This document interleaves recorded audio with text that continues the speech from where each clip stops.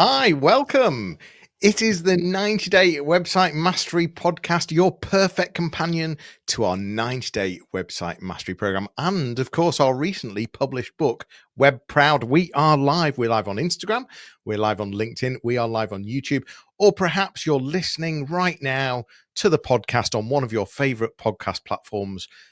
Welcome. Thanks for being here. Thanks for joining us. It's episode 42, our 42nd episode. We're excited to bring you even more valuable insights and practical advice to help you enhance your website's performance. Join us as we explore strategies to make your website work even harder for you, reigniting your pride in your online presence. We want you to feel proud of your website. WebProud, Pascal? Always, or certainly, working towards it all of the time with my clients through mentoring sessions to speaking. But listen, I had a quick glance at the show notes. I mean, you and I work separately. We're very, very busy. So we work on the show notes separately. So this morning, when I was looking at the kind of full document, once again, it's going to get super practical, full of advice and things that people can implement right now. We've got 4 segments. We have the You Ask, We Answer. We have website stories, the website engine room. And of course, we always finish with the website call to action, where we'll give you one tip or trick that you could be doing right now to your website to start feeling web proud again. Listen, let's start with You Ask, We Answer.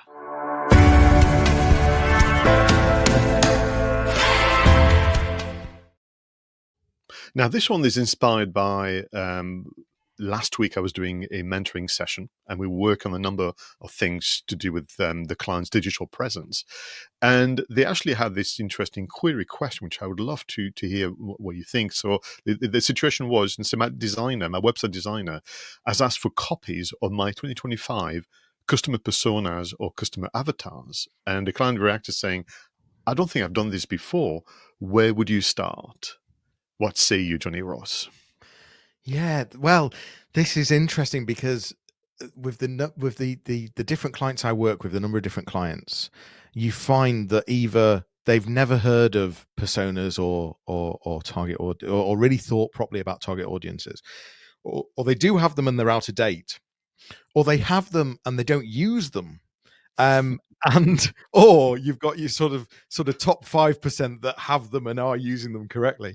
And I think there's a few barriers here, which is, first of all, I don't think there's a real understanding of how useful they can be and how you should be using them on such a daily basis. There's also a barrier of how difficult they might be to put together.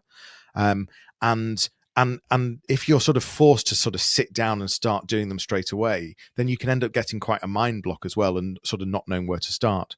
So I think this is about reflecting. It's about just, as you are working in your day-to-day business as usual, when you're speaking to clients, speaking to potential customers, potential clients, that's when it's about thinking about, what are they asking? What sort of demographic are they? What sector are they? What seniority are they? And really start understanding the people behind the businesses that you're talking to, or perhaps you're a consumer business and the consumers, but really reflecting as you are in your day-to-day business life, who are these people? And that's the moment to start thinking about target audience and personas, to then at some point later on to start going through a structured process in terms of creating your avatars for 2025. And there might be a number. There might, some businesses have 2 or 3, some businesses might have even a dozen. But the best thing to do is, as I said, whilst you're in your daily business, that's the time to be thinking. Is that where you would take things, Pascal?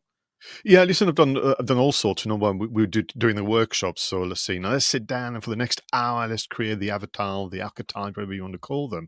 But that's a big ask, and I think that's really not necessarily a nice activity for everybody, because it requires so much reflection and recollection of information that you've got somewhere buried in your mind. Now, listen, I was delighted to hear that the web design agency wanted to see the copy of the avatars and the archetypes. It's so rare even for the industry to kind of do that. But I would agree with you. For me, it's almost like take your time with it. Don't think you have to quickly go on the computer, even use AI if you want to do it there and then.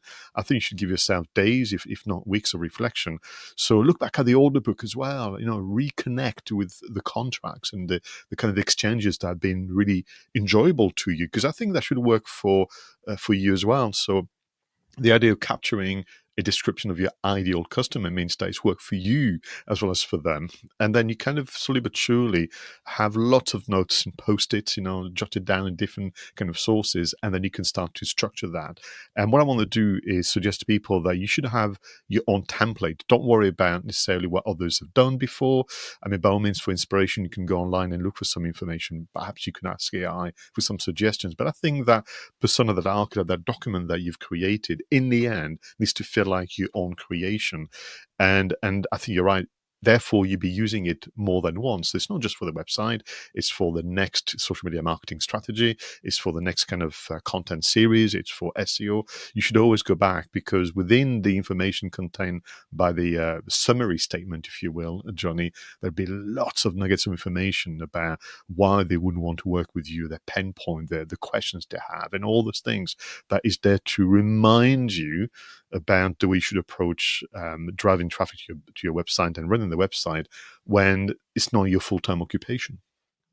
Well, they're really powerful, aren't they? So the bottom line here is that the conversion will be so much higher if you're talking in their language. That's the key point here. If you're sort of not using personas on a daily basis, archetypes on a daily basis, in everything, whether it be in a meeting, whether it be on a direct mail campaign, whether it be an email campaign, a social media campaign, any of those, even just a tweet, okay? If you're just going out to everyone and anyone, then the conversion there, based on the conversion of going very targeted to a particular avatar, is so different, hugely different. And it doesn't put the other avatars off, by the way. That's the common misconception, that the concern is, well, if I go out and talk to this particular audience at this particular seniority, at this particular level, then, that everyone else isn't going to buy from me. That's not the point. That, in fact, that's not that they are. The difference is that the people you've gone out to talk to are going to buy more from you. That's the big difference. And the people that you're not talking to at the time are still going to come to you. It's not going to put them off. In fact, if anything, it might intrigue at times.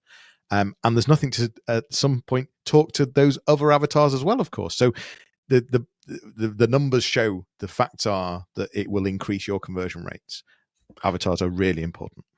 They are, and please, everybody, just change the name. You don't have to use avatar. You don't have to use archetype. Just call them what you want. Whatever you want.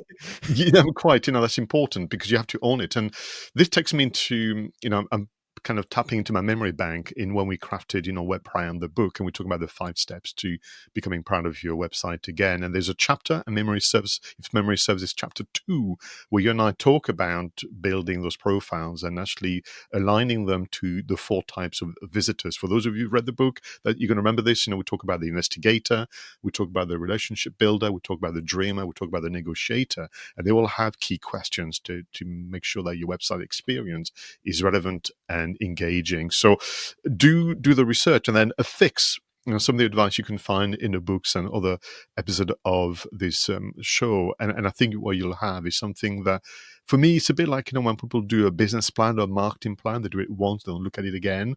I want to avoid that altogether. So start with just take your time, reflect the way Johnny mentioned it to you, compile a summary document that is so pleasant to go back to. That's really important, that you're more likely to do so. And at the start of any kind of strategy sessions or kind of, moment where you want to do some content, to scan through your avatars again. They're going to be a great source of inspiration for you. Absolutely. Reflect on those personas, avatars, target audience, whatever you want to call them, but get reflecting. Let's move on to our next segment, which is website stories.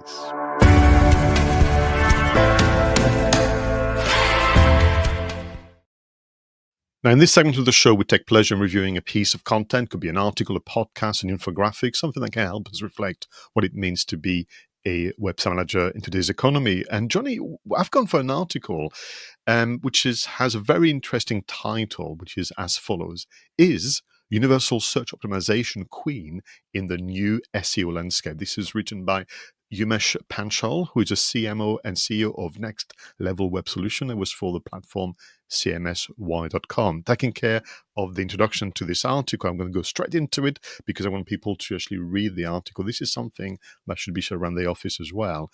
But this is this idea that the term universal search optimization is more helpful for all of us when we plan about increasing our organic visibility across a number of platforms. And the reason why you want to be moving on potentially, because the words are very powerful, from SEO to, let's say, USO, universal search optimization, is because actually we now know that internet users seek information across multiple platforms, not just search engines. And in fact, even search engines themselves are serving information multiple ways. For example, AI summaries, vignette little windows, audio summaries are now part of the Google ecosystem and so on, Johnny. So the idea from Umesh is that you will actually help yourselves and help your customers discover you if you think about it by this side of multiple platforms. The article is really well structured, really well written. There's many segments people can kind of go to, but I picked one particular element of the article, which is called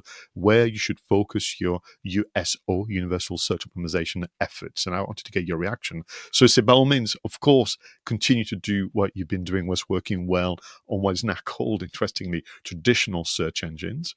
Think about social media also.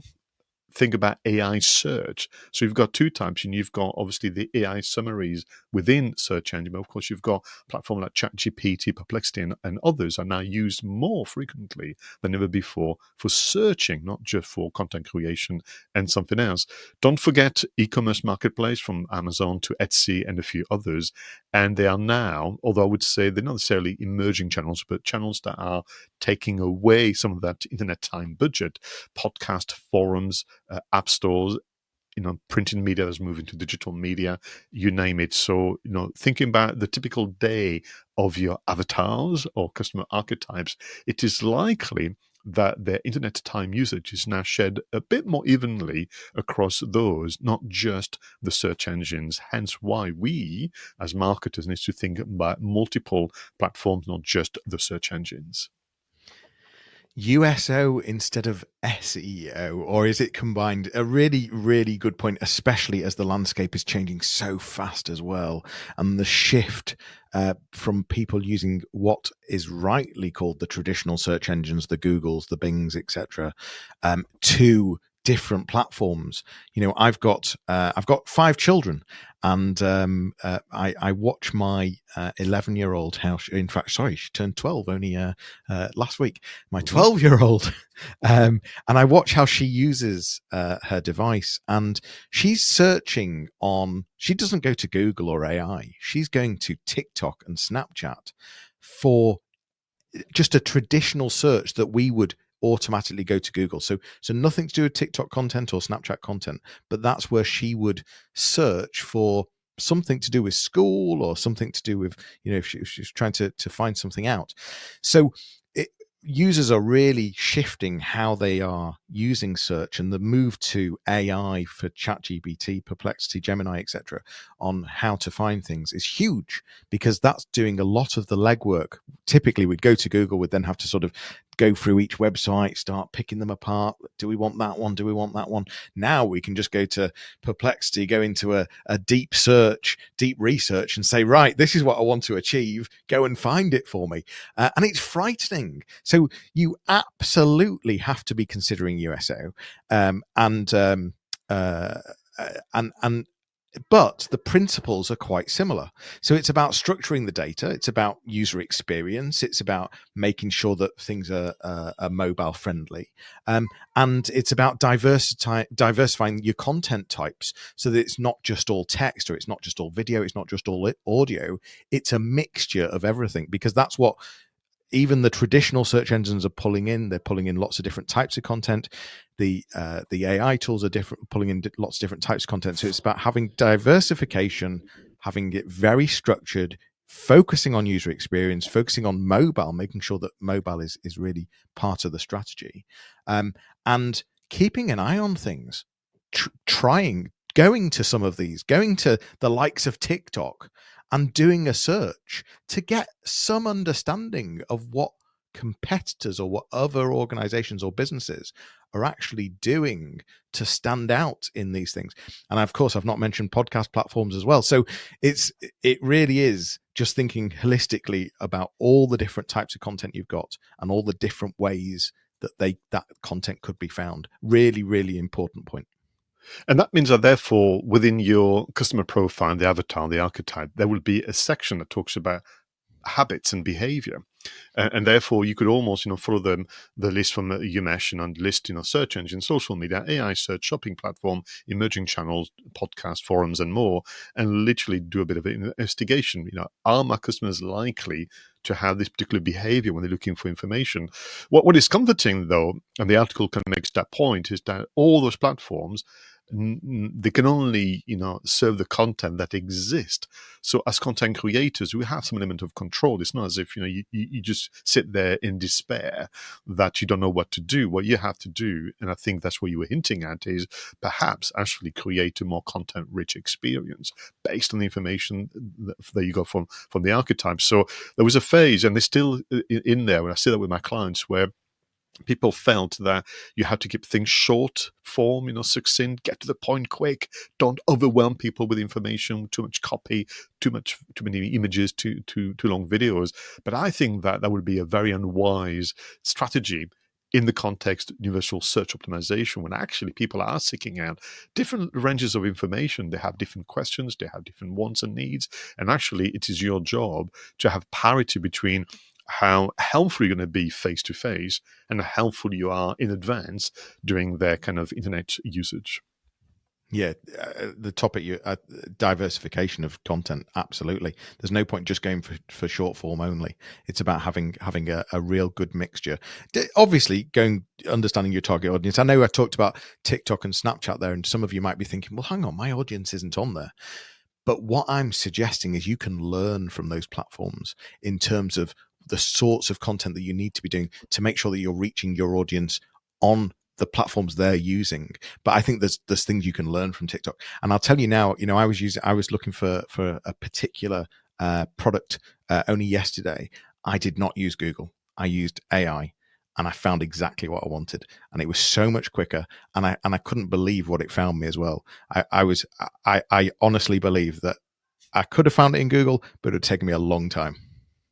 And I think the logic that you've just described would work with what I call now online PR. So find the kind of news destinations that your customers are using, because the likelihood is, if they are spending time on that news destination, or they're spending time actually reading the newsletter in their inbox, they're not spending time searching for you on Google. So actually being an active participant in those news outlets, as one example, is that we're looking at. So do the research, where are your customers spending time? How they do, if you think of a pie chart, it's not all of it on Google or Bing or Yahoo. It's going to be very multifaceted, and therefore the language needs to be challenged. I know we're going to be using SEO forever, we've adopted it, but actually we need to make sure that in our head we mean any manner of searching for information as opposed to just the search engine themselves.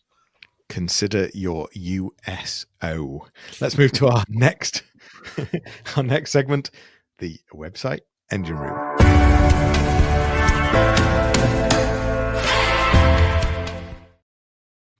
Now, in this segment, Johnny and I like to surprise each other with a selection, an app, a software solution, maybe a piece of kit that can help us make our life easier as a content creator. So, Johnny, what is your selection for the website engine room? So I've gone with a website platform design tool. So a lot of people are starting to just build their own websites, and there's so many tools that are out there that makes it really easy to do this. In fact, there's so many that sometimes you don't know where to start. But the one that I'm focusing on this week is Framer. So it's framer.com. As always, we put the links in our show notes, so please do have a look. And this is an intuitive web design platform that allows you to build interactive, responsive websites without any code whatsoever. It's even great for marketeers looking to prototype or create polished landing pages. So it's quite handy for single owner businesses if you wanted to just set up a really quick and easy website. But I think the bit that is more interesting for me is, as a marketeer, to be able to quickly produce some kind of prototype or some kind of landing page, to even if it's to just do some testing, I think it's a really clever platform. So framer.com is the one that I am including in the Website Engine Room this podcast. Thank you so much. I think you're right. The quicker you can get your prototype and get some feedback from your colleagues, from your clients, and so on, the better you can move much, much faster. So I've chosen an AI app. This will not surprise you, but I was generally very surprised about its performance. So I have an issue with people using AI to create information that doesn't exist. So, for example, images from nothing, just from a text prompt or video and so on. I think AI is more powerful, more useful to all businesses if it actually enhances what already exists. I want you to imagine a situation where you have two photos of a product, ideally, and there are two different angles, maybe, or two different facets of that product. And using this platform called Vidify app from Shopify, you can literally get AI to imagine from image 1 to image 2 what the video sequence would be like.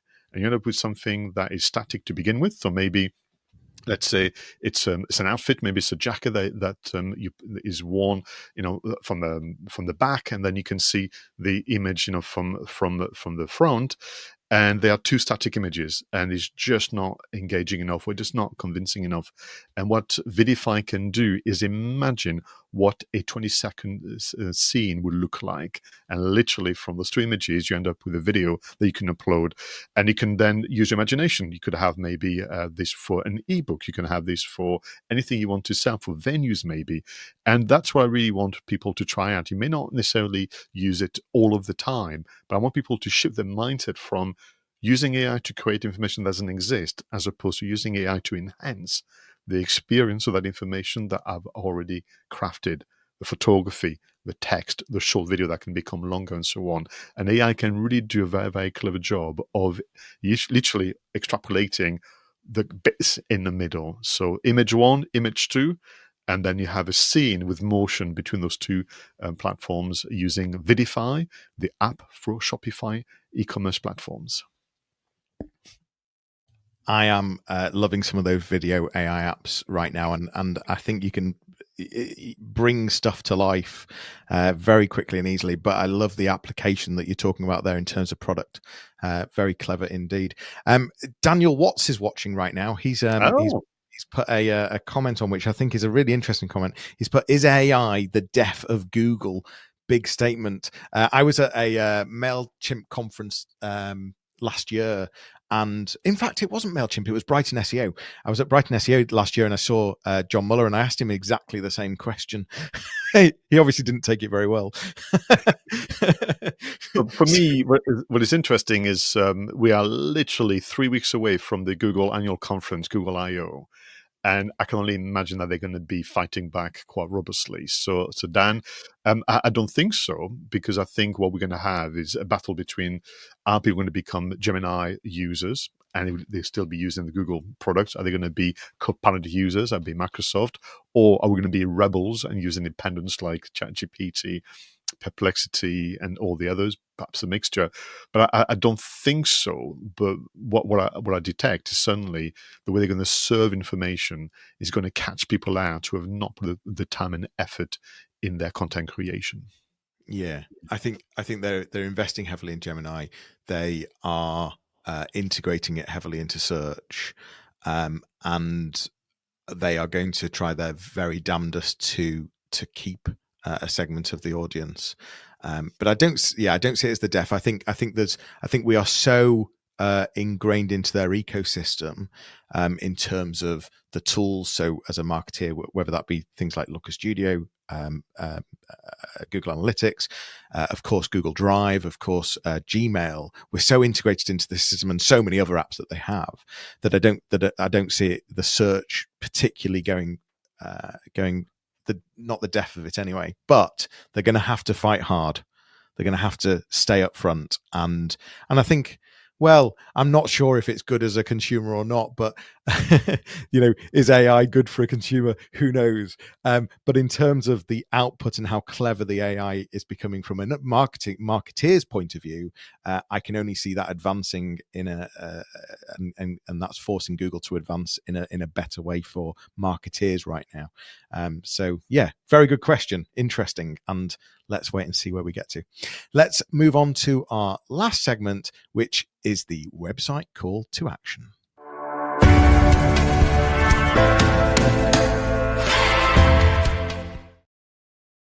Now, this is about the one change, the one adjustment you should be making right now on your website. Johnny, what is your recommendation?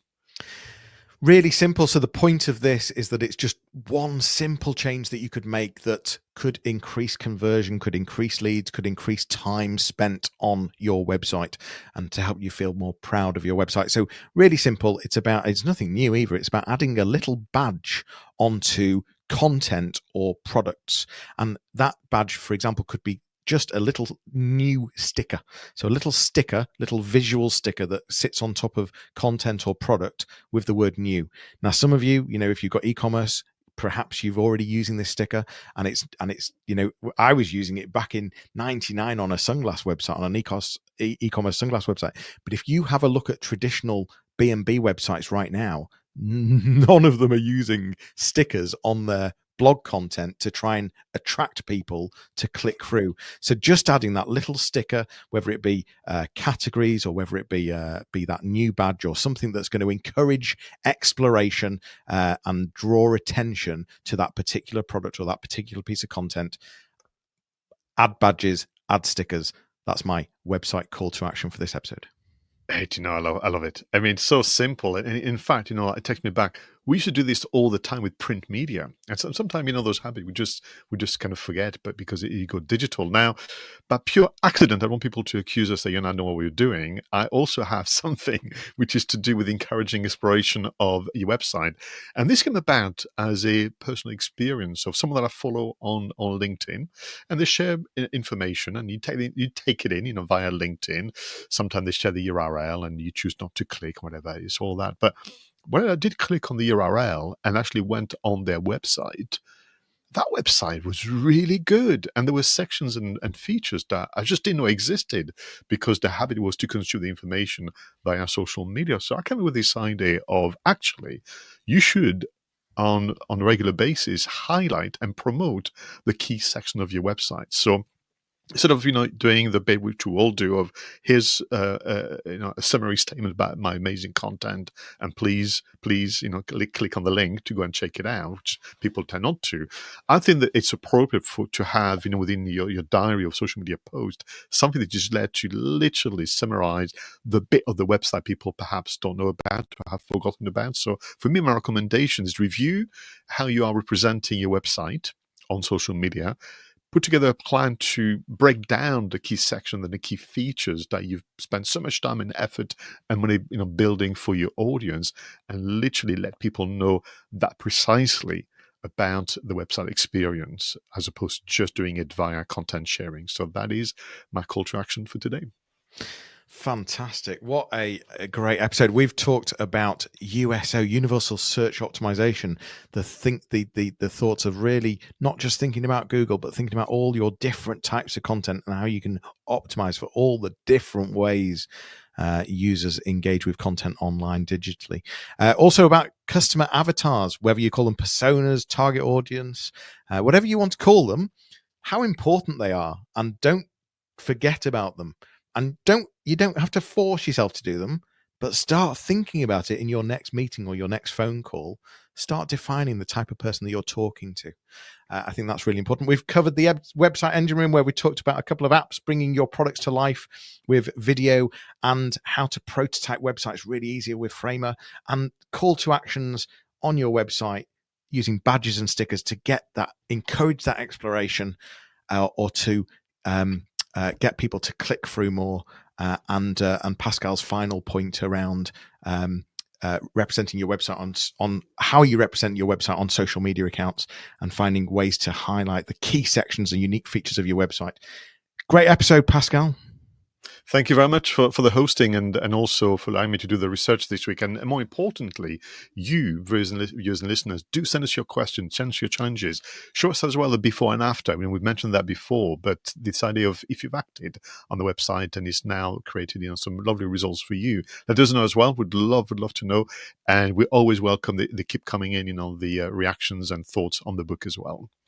Make sure you click that subscribe button to if this content is helpful, if it's resourceful, don't miss out. Make sure you find out when we are next online. So click that subscribe button, tell your friends, and as Pascal has said, share and let us know your thoughts if you want us to explore anything.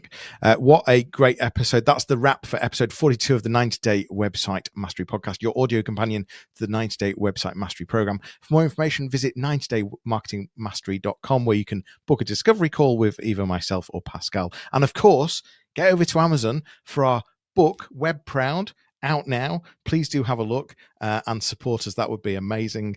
All of these links and sections will be in the show notes, of course, which will come out. But it's goodbye for now. We'll leave you with a fun video and audio montage to enjoy whilst you review your notes and action steps and take action and get WebProud right now. We'll see you all soon. Take care. Thanks, Pascal. Bye-bye.